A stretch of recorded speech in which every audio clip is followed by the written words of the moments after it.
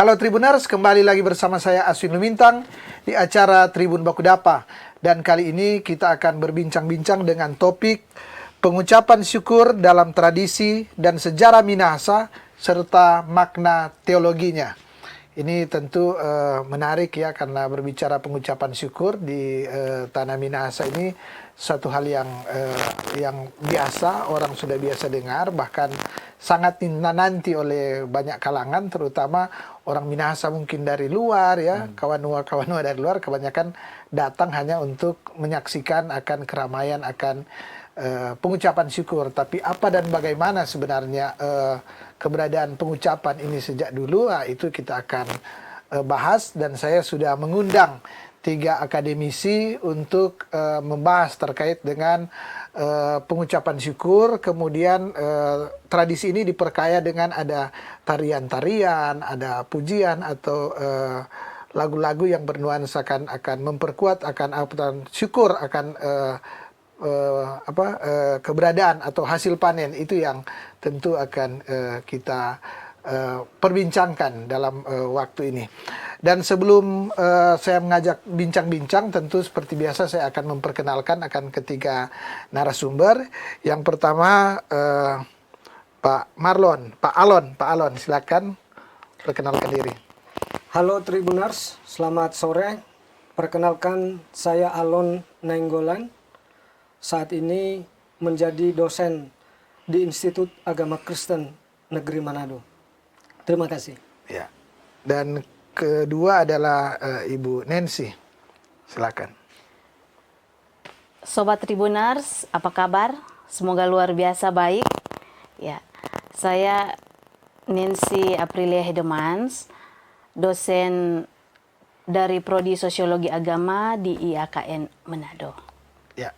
Dan terakhir saya beri kesempatan kepada Dr. Denny Pinontoan untuk memperkenalkan diri, walaupun sudah sering ya, tapi silakan perkenalkan diri. Tadi ya Tribuners, makasih banyak Bung Aswin, kembali lagi dihadirkan di sini dan sedang lagi bisa berjumpa dengan Tribuners dan kita bisa berbagi kali ini tentang pengucapan syukur ya Bung Aswin, yang nanti bisa dikaitkan dengan tarian Maengket yang ternyata itu salah satu unsur dari pesta panen di zaman leluhur kita.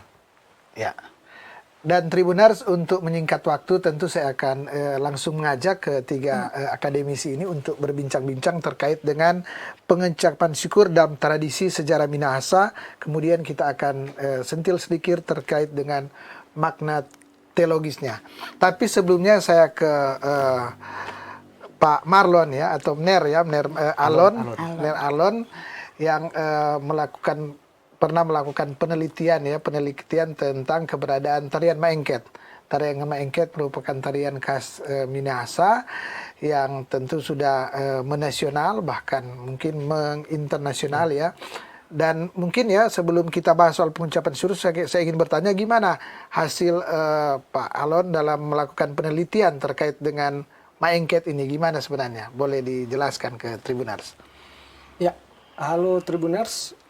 Beberapa waktu yang lalu, di tahun yang lalu, kami melakukan penelitian secara kolaboratif, termasuk dengan Nancy ini, tentang sakralitas tarian Maengket dalam perspektif teologis.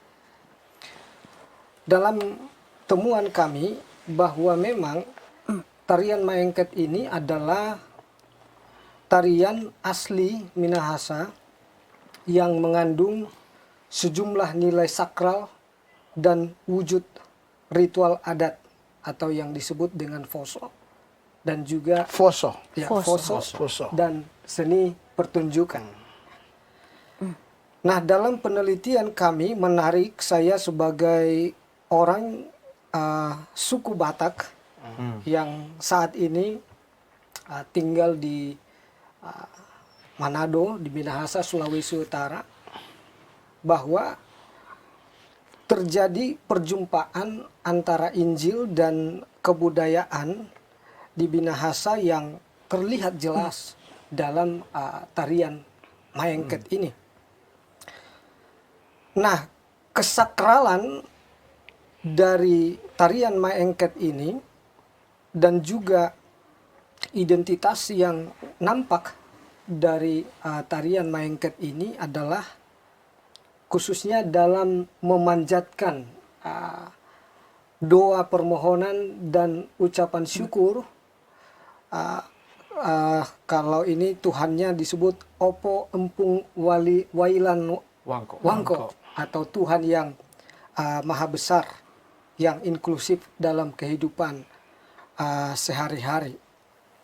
Kemudian kami melihat dalam perkembangannya berkaitan dengan budaya Minahasa, tarian Maengket ini sebagai sarana ucapan syukur, sebagai sarana perwujudan sukacita dalam kebersamaan Mapalus atau yang sering disebut dengan gotong royong, atau juga sebagai perwujudan nilai persaudaraan dan juga nilai kebudayaan, kemanusiaan.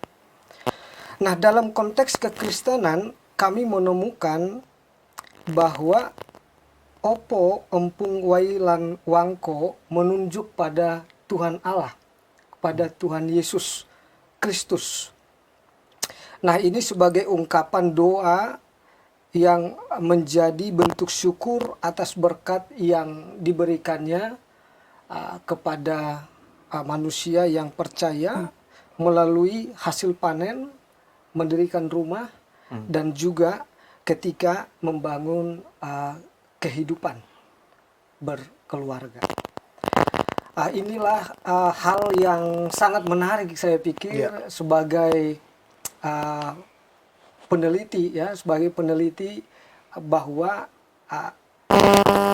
ada nilai sakral dan identitas yang kuat ditunjukkan, didemonstrasikan dalam tarian Minahasa ini, makanya harus terus digali dan dilestarikan. Demikian. Ya. Tribunal, saya kira menarik ya apa yang diutarakan oleh Mner Alon ya, Mner Alon tadi terkait hasil penelitian, dan tentu saya ingin dipertajam oleh Mem Nancy ya, Mem Nancy terkait dengan ini sesungguhnya Maengket ini adalah hasil budaya orang Minahasa atau Minahasa tempo dulu ya, yang tadi dimanifestasikan bahwa ini ternyata ada Opo Empung Walian ya, Wailan ya, ada itu disama artikan dengan Tuhan yang maha besar, Tuhan yang maha besar. Dan tentu tadi sudah disentil bahwa karena di tanah Minahasa kebanyakan Kristen Protestan, Kristen, sehingga diasosiasikan bahwa Tuhan yang maha besar ini adalah Yesus Kristus. Nah, saya ingin bertanya ke Mem Nancy, gimana dari aspek ini kan budaya, kultur, kemudian dia ke aspek teologianya, teologisnya gimana? Iya. Jadi begini, ini merupakan kearifan lokal Tou Minahasa, di mana tarian Maengket ini dalam satu lagu ada 3 babak. Ya, 3 babak. Yang pertama tadi mencukuri berkat Tuhan, Opo Empung Wailan Wangko tadi. Atas berkat itu dari menanam padi, kemudian Tuhan memberikan kesuburan sehingga padi itu bertumbuh, panen. Nah, mereka bersyukur. Kemudian bukan hanya sampai panen, tapi hasil panen itu padi mereka muat di roda sapi. Secara Mapalus sampai di tempat, kemudian mereka 3 hari 3 malam semacam itu menyanyikan lagu. Lagu. Ya, sangat menarik ya. Dan orang yang melakukan tarian Maengket itu di masa lampau tidak dibatasi. Beda dengan sekarang. Iya. 8 pasang sampai dengan 12 pasang. Kalau dulu satu kampung. Satu komunitas. Karena tarian komunitas. Tarian komunitas. Jadi sebanyak mungkin orang. Namanya bersukacita ya, bersukaria ya. Atas panen. Tradisi ini ya. Jadi dulu tidak dibatasi tentu dengan aturan-aturan sekarang, karena memang identik dengan perlomba-lomba, maka dibatasi 8 sampai 12 pasang. Kambero. Kemudian ada juga yang tuh Rumamba ya, mendirikan rumah baru, kemudian baitnya yang paling terakhir relayaan ya, muda-mudi menuju pada pernikahan. Nah, secara teologis memang di Mazmur ya, khususnya Mazmur Daud itu 69 dia mensyukuri akan berkat Tuhan atas bumi ini, atas kehidupan keluarganya, atas umat. Nah, di situ kami mengutip dalam jurnal, nah ini hasil penelitian jurnal kami, jurnal Pasca, di mana Tuhan juga yang memberkati tanah Minahasa. Berkati tanah Minahasa dengan hasil-hasil sumber daya alam yang ada di sini, gitu.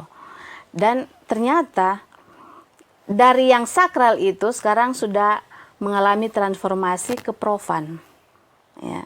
Profan. Jadi dulu masih menggunakan cangkul, Kang. Ya. Kalau sekarang sudah tidak cangkul. Pakai mesin. ya.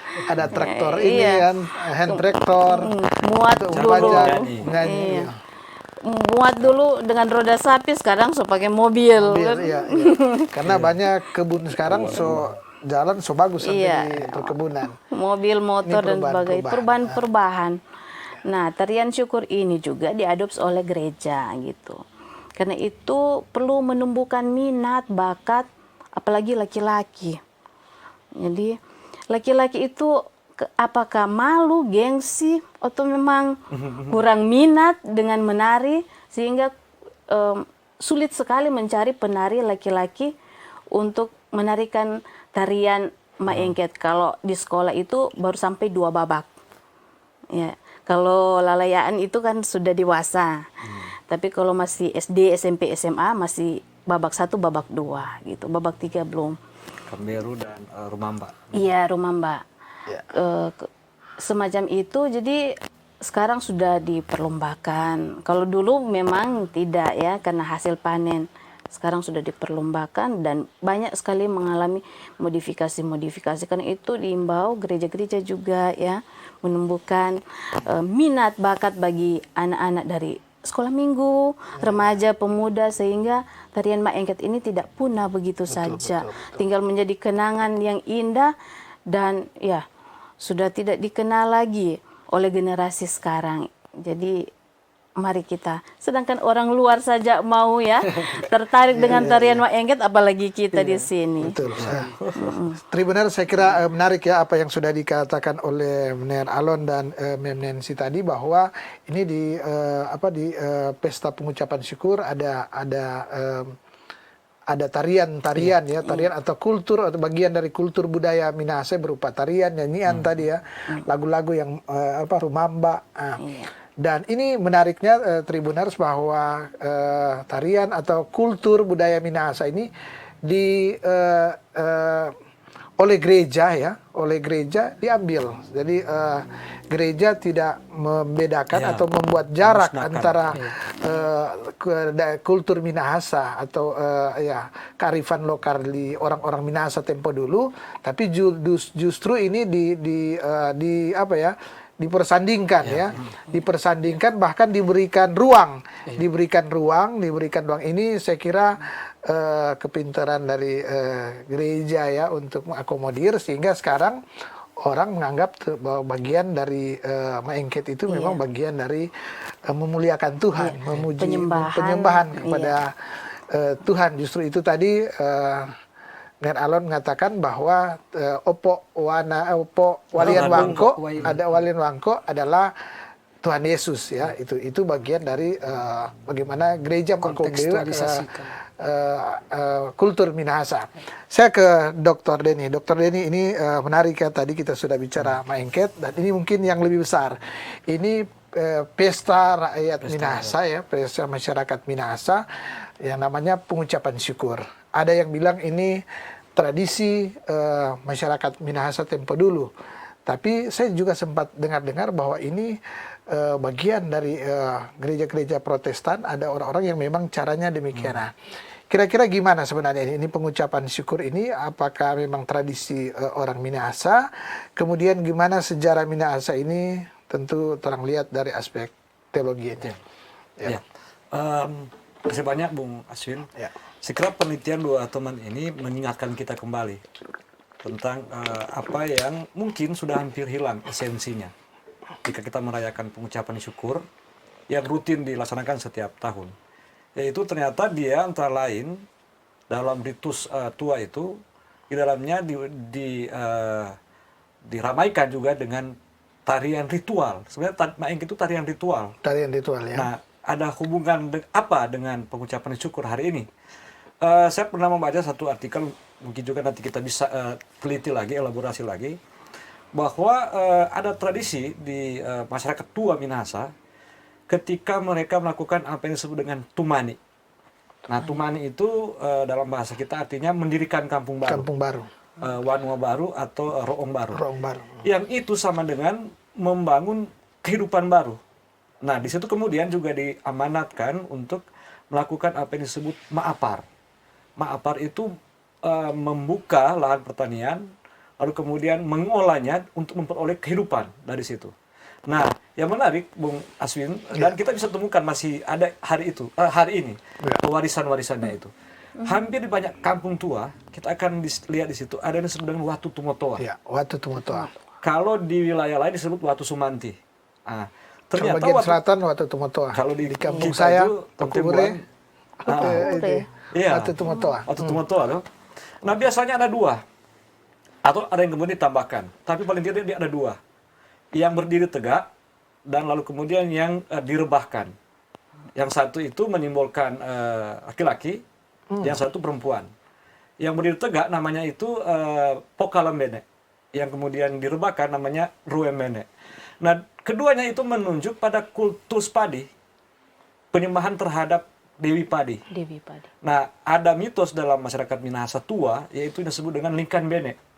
Bahwa padi itu katanya didatangkan dari Kasendukan. Lalu kemudian kemudian ada yang disebut dengan putri padi atau Lingkan Bene. Di Jawa kita mengenal ada istilah Dewi Sri.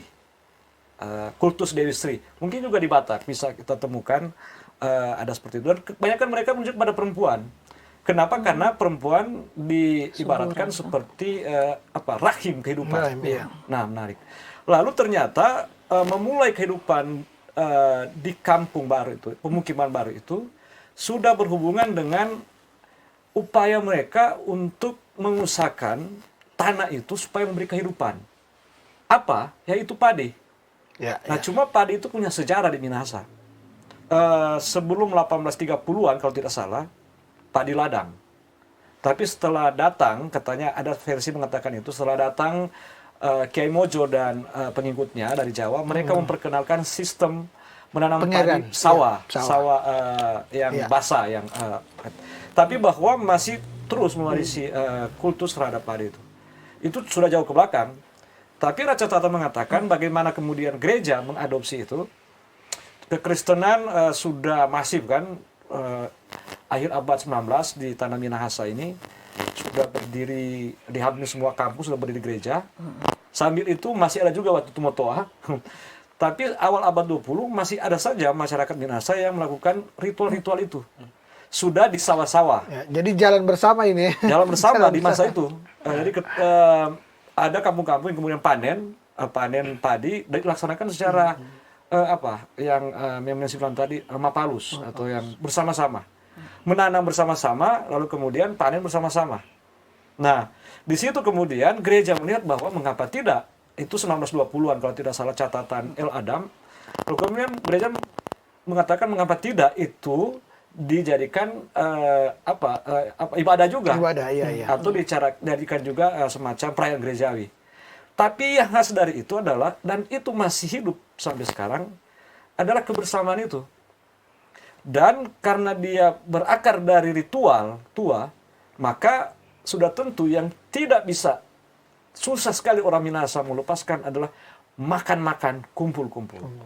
Sehingga lah hari ini pengucapan syukur ya itu khasnya kan. Iya, makan-makan, kumpul-kumpul. Nah, karena dulu misalnya di kampung A, ini kan kampung A yang tua. Lalu kemudian leluhur yang lain mau merambah kehidupan yang baru, berdirilah kampung B, C, dan D misalnya. Tapi tetap mereka merasa bahwa apa yang disebut tuur atau akarnya, pangkal genealogisnya, keluarganya dari kampung A. Maka ketika kampung A panen, mereka juga datang. Oh ya. Begitu.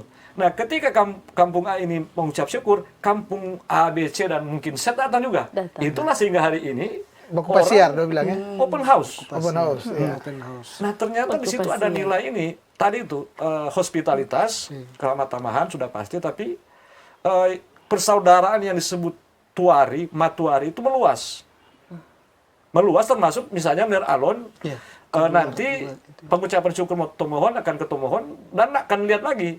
Tidak ada hubungan pinontoan, hubungan hedeman, bahwa siapa saja manusia itu diterima begitu di tanah itu dan bersama-sama. Itu saya kira juga nilai dari Mapalus. Sehingga mengapa dia bisa bertahan? Karena kan itu sudah banyak dikritik, toh. Bahkan mungkin Shenling mengatakan tidak perlu ritual-ritual itu. Tapi mengapa dia bisa bertahan? Dan ada yang mengatakan begini, bukankah pengucapan syukur itu pemborosan? Itu kritik juga. Karena bayangkan ada satu media pernah menghitung pengeluaran satu keluarga itu kalau dirata-ratakan itu 500 tiap keluarga. bisa lebih.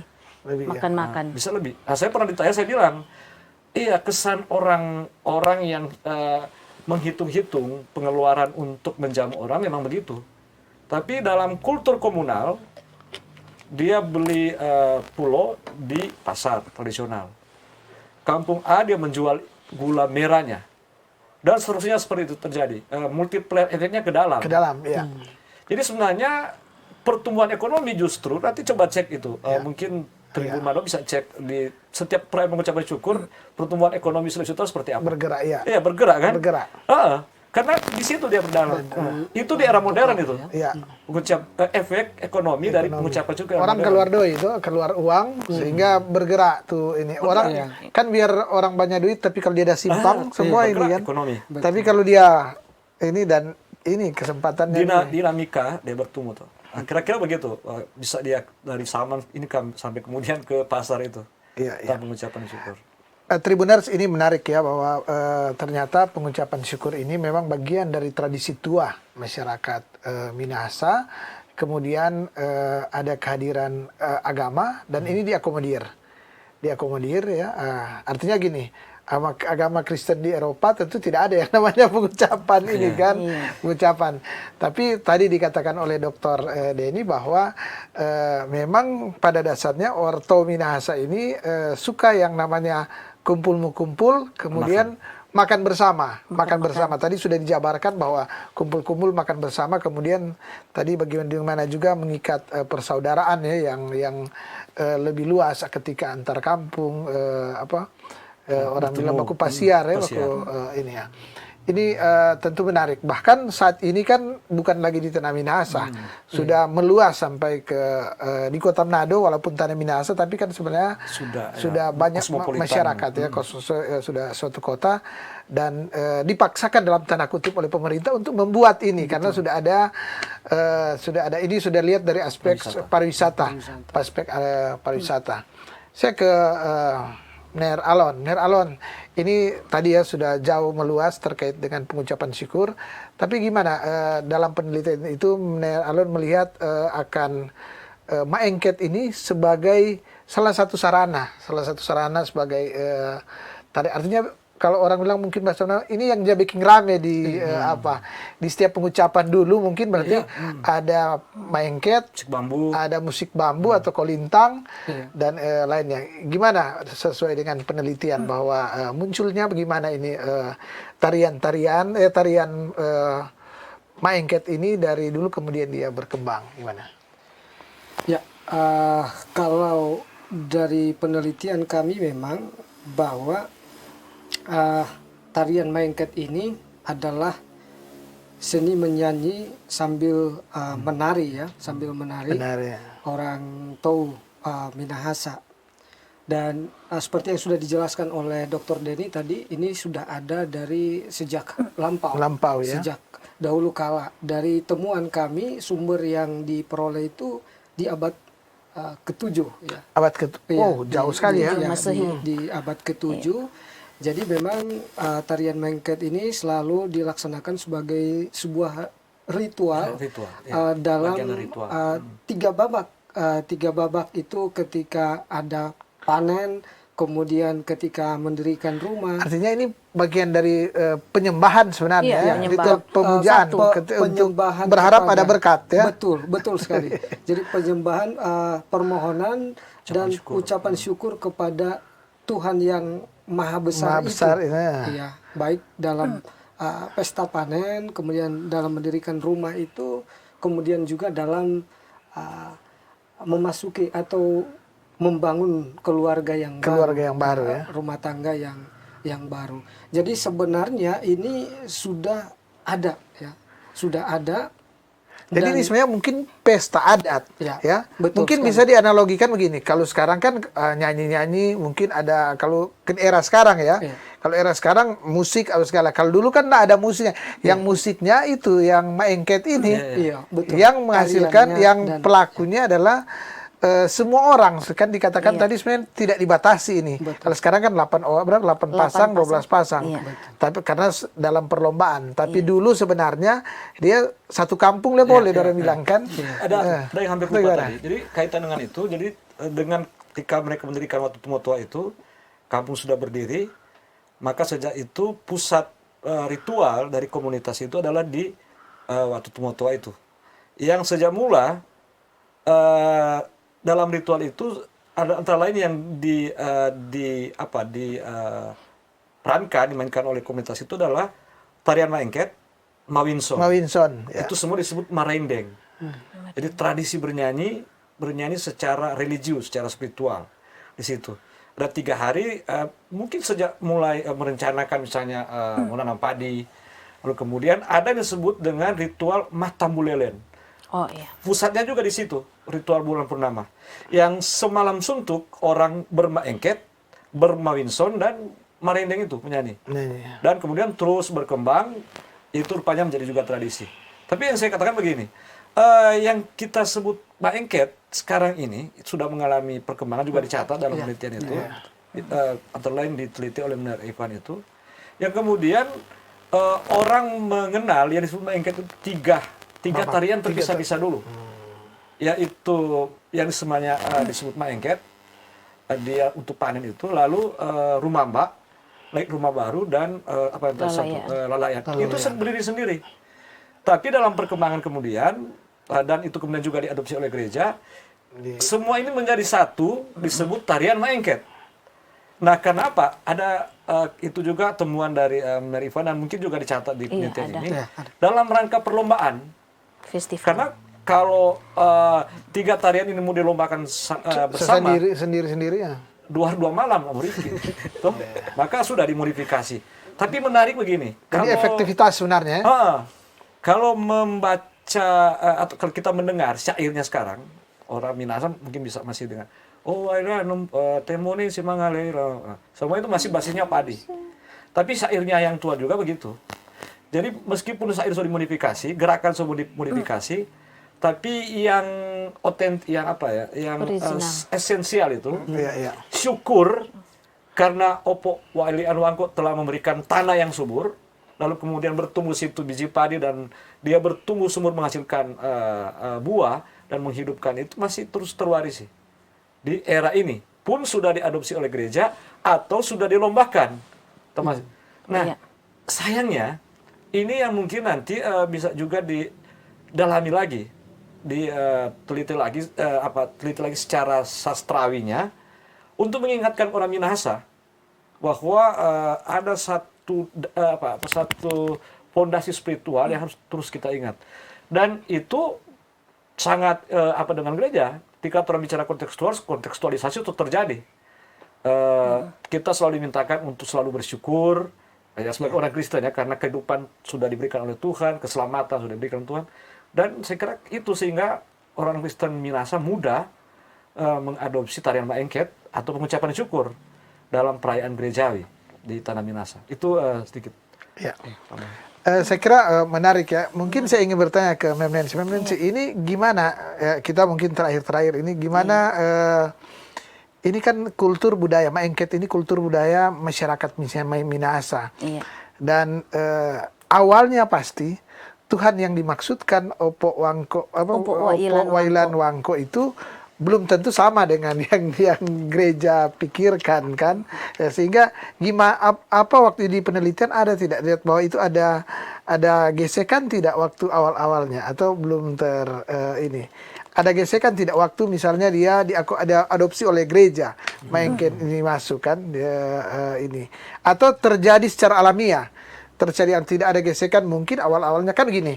Kita mengetahui bahwa di Minahasa itu budaya dan kultur itu, dan budaya dan gereja itu berjalan bersama. Bahkan sampai hari ini walaupun dia budaya kelompok yang ini budaya kelihatan sudah agak terkebelakang, tapi dia tetap berjalan. Berjalan dan masing-masing tidak mau secara terbuka untuk ini karena gereja juga menyadari bahwa kehadirannya dia, keberlangsungan dia saat ini adalah karena dia secara damai mengakomodir akan kultur ini, termasuk Maengket. Nah, gimana di Maengket ini waktu kan kalau kita lihat mundur ke belakang kan pasti sebelum datang agama Kristen pasti yang dimaksud Tuhan tidak sama dengan yang orang ini sekarang. Gimana kalau Ya, terima kasih. Memang saya langsung ingat disertasi dari almarhum Nir Saruan tentang Opo dan Allah Bapa. Iya, itu sudah diteliti kan. Dan di situ Nir Saruan katakan bahwa Opo memang sama dengan Tuhan yang kita sembah, karena sebenarnya Tuhan itu kan memang esa ya. Esa dan bisa agama manapun bisa mengklaim ini Tuhan. Iya. Artinya Opo bisa dikata Tuhan yang filosofis sebenarnya. Iya, filosofis. Tinggal kayak kita memaknai bahwa Opo gitu. Wananatase atau Opo Wailan adalah Tuhan Yesus. Iya. Kita mengasosiasikan ke sana. Iya. Mungkin begitu ya. Iya. Atau gimana? Ada ini. Menurut Alan mungkin ada. Menurut pendapat Alan. soal itu. Ini memang agak menarik,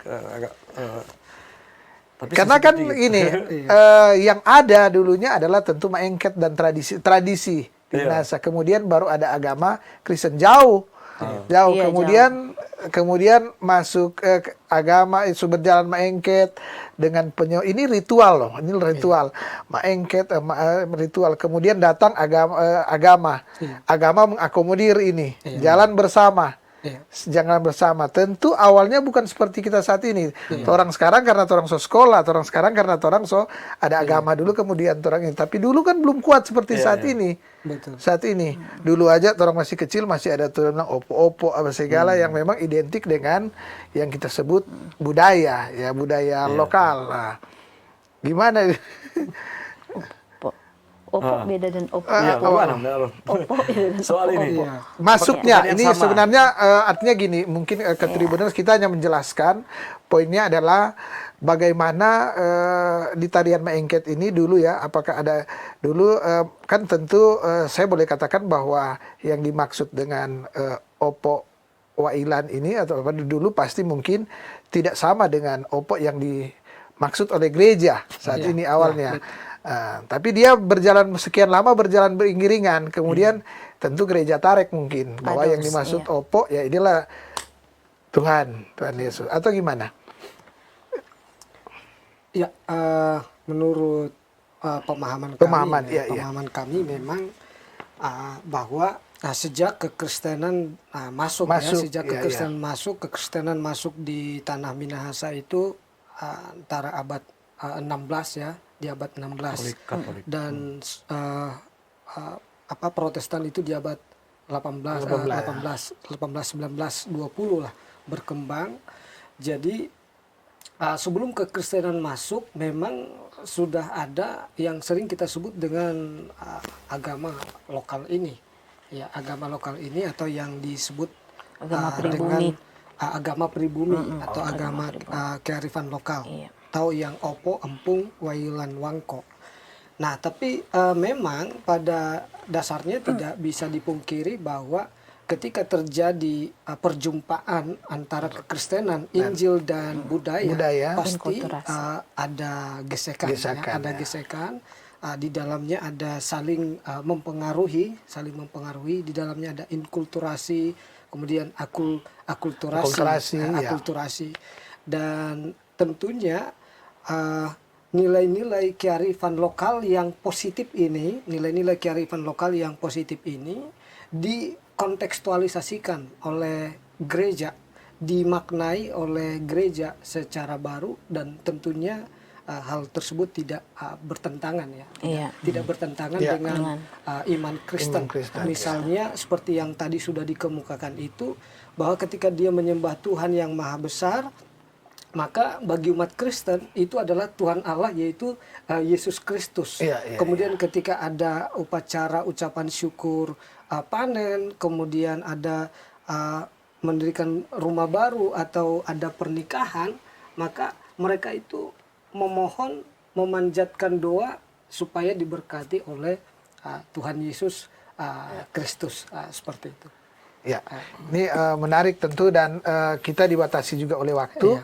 Dan pertanyaan saya akan bertanya terakhir ke Dr. Dhani ya, Dr. Dhani. Dr. Dhani, ini pengucapan syukur sekarang kita lihat sudah beralih ya, sudah lebih meriah sebenarnya, karena unsur pemerintah juga sudah masuk. Masuknya dulu di kampung-kampung tentu berbeda-beda. Kampung A, B, C dia bikin pengucapan berbeda-beda.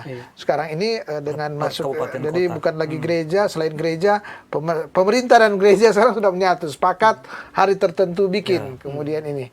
Karena memang sempat, walaupun ya tadi sempat disentil, di gereja sempat disentil-sentil bahwa kalau bikin pengucapan sederhana, karena ini bagian dari hedonisme, ini bagian dari pemborosan. Tapi dikatakan bahwa ini memang sudah berlangsung lama, sulit untuk ini, sehingga mau tidak mau pemerintah, orang Manado bilang masuk campur, malahan ini digeserkan, ini bagian dari pariwisata, sehingga didorong, ini didorong, justru itu muncul juga atraksi-atraksi seperti awal, ada maengketnya, ada ini, bahkan sudah ada kreasi-kreasi baru yang muncul di pengucapan. Gimana Dr. Dhani melihat perkembangan ini? Tadi kan sudah dijelaskan dari awal gimana dia ada, kemudian sekarang apa yang harus kita lakukan di era saat ini dengan pengucapan syukur yang tentu tidak bisa lagi kita bilang supaya dia tidak ada, tapi ini kalau kita lihat pemerintah juga sudah mendorong ini supaya dia diarahkan ke pariwisata. Gimana? Iya, tidak ada sebenarnya perayaan-perayaan di dunia ini dari agama manapun, budaya manapun yang tidak berubah. Natal misalnya, kita lihat sekarang ini kan di mall dan sebagainya, orang selalu berusaha mana yang esensial dari Natal ini. Apakah pernak-pernik ini atau masuk gereja? Ya, ya. Jadi semua berubah, termasuk pengucapan syukur juga. Tapi bahwa kalau perayaan apapun itu selalu dia berkaitan dengan simbol dan itu menjadi kekuatan dalam hal menyampaikan yang esensial itu, maka ketika masih ada istilah pengucapan syukur, maka orang akan selalu mencari esensinya. Seperti ketika orang Kristen merayakan Natal, berubah jauh, cara orang merayakan, tapi selalu apa arti merayakan Natal? Selalu mengingat itu. Ya, ya.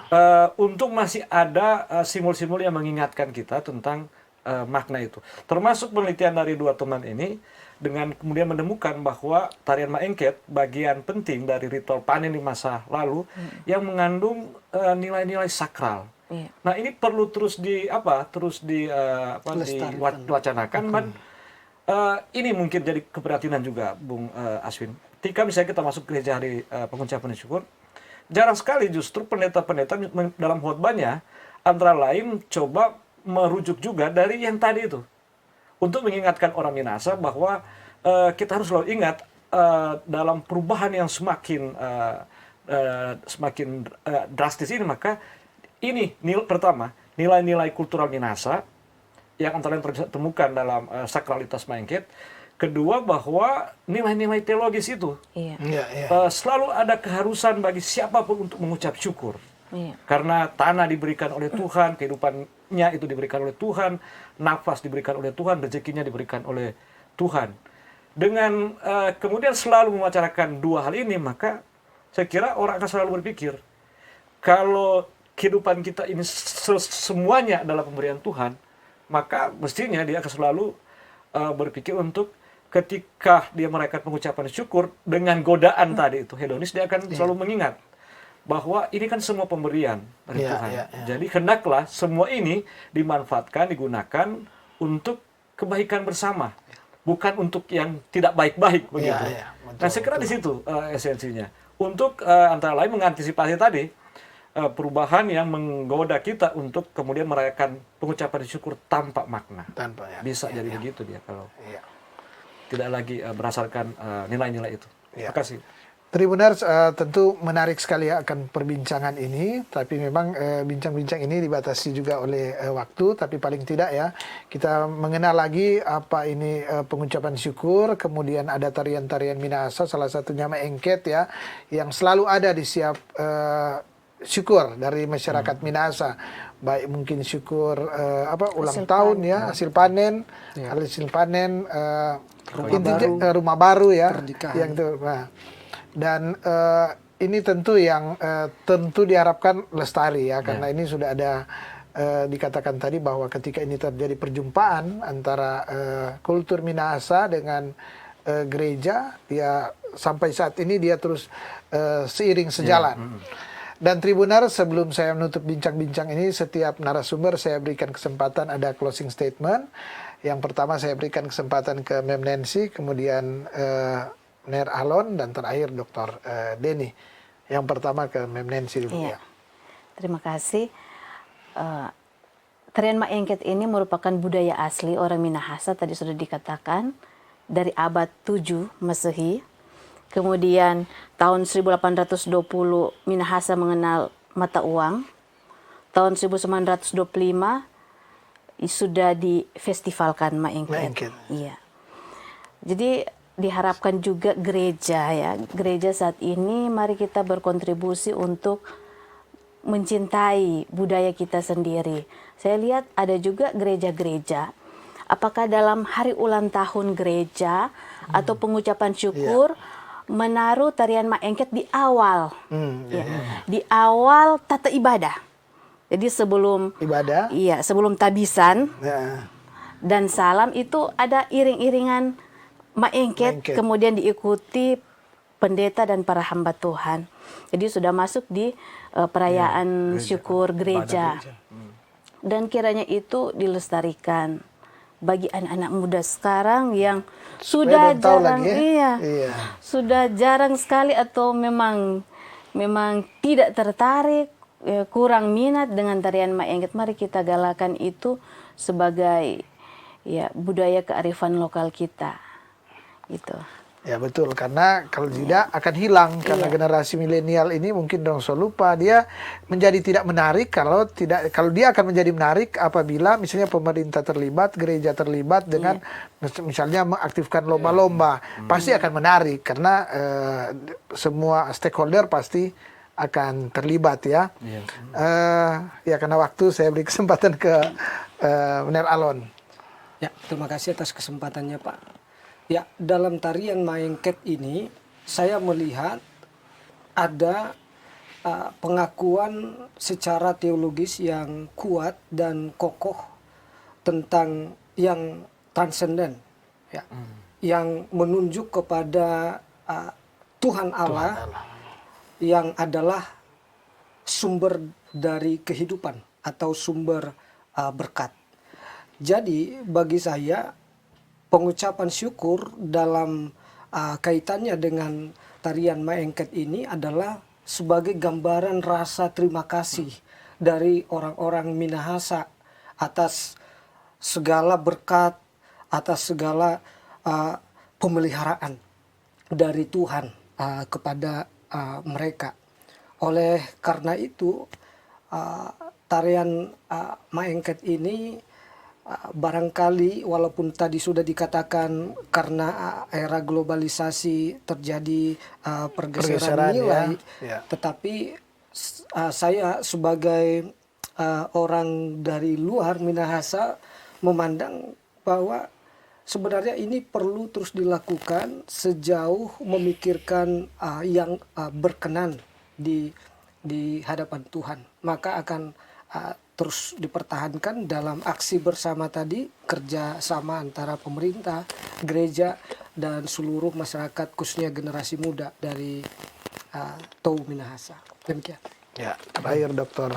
Ya, penelitian dari dua teman ini sebenarnya mengingatkan kita lagi bahwa untuk kita menemukan lagi atau merevitalisasi nilai-nilai kultural teologis dari pengucapan syukur, antara lain berangkat dari tarian ini. Pertama syair. Syair tarian Maengket ini jelas-jelas mengungkapkan bagaimana mereka yang memohon Tuhan yang kemudian memberikan mereka berkat dan menyatakan syukur atas berkat yang dilimpahkan, tapi juga gerakan. Gerakan di tarian Maengket di masa lampau itu seperti yang saya bilang tadi, yang menari itu bisa siapa saja, tapi bahwa ada gerakan yang menjadi panduan laki-laki dan perempuan. Laki-laki dan perempuan. Mereka membentuk lingkaran itu menyatakan satu persaudaraan, persatuan. Tapi nilai ini yang saya kira perlu juga diingatkan dengan kita merayakan pengucapan syukur, itu kesetaraan. Bahwa di tarian Maengket ini seperti tarian-tarian komunal lainnya, misalnya Dero di Sulawesi Tengah dan sebagainya, laki-laki dan perempuan itu memiliki hak dan yang sama untuk menyatakan ekspresinya.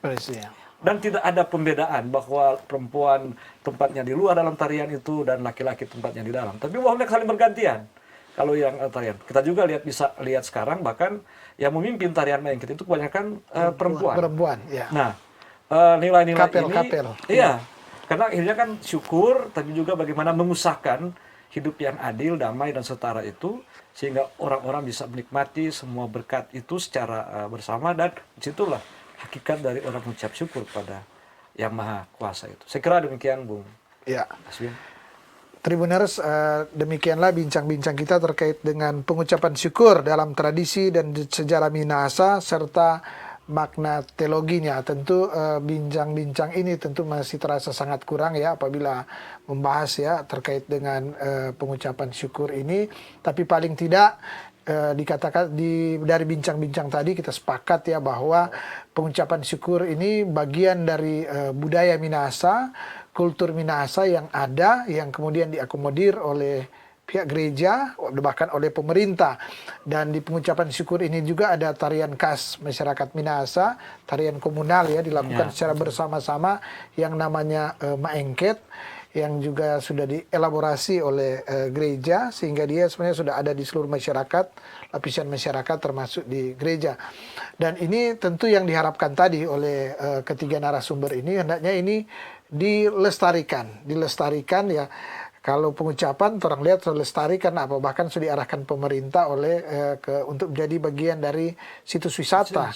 Situs wisata ini sudah menjadi bagian dari bagaimana menggerakkan aspek ekonomi di daerah ini di Sulawesi Utara, karena pengucapan sebenarnya bukan lagi di Tanah Minahasa, bahkan sudah merembet ke Bolang Mongondo juga sudah menggelar pengucapan syukur. Jadi saya kira ini sudah berkembang. Kemudian Maengket ya ini juga sudah terus berlaku, sudah ada. Saya kira demikian yang menjadi fokus perbincangan kita, dan tentunya saya Aswin Lumintang dari Tribun Bukdapa mengucapkan terima kasih kepada Mem Nancy, kemudian Ner Alon dan Dr. Denny. Saya juga mengucapkan terima kasih kepada para Tribuners yang sampai saat ini setia menyaksikan akan acara Tribun Bakudapa, dan kita akan bertemu lagi pada besok hari tentu dengan tema perbincangan yang berbeda. Mata lokal menjangkau Indonesia. Ya.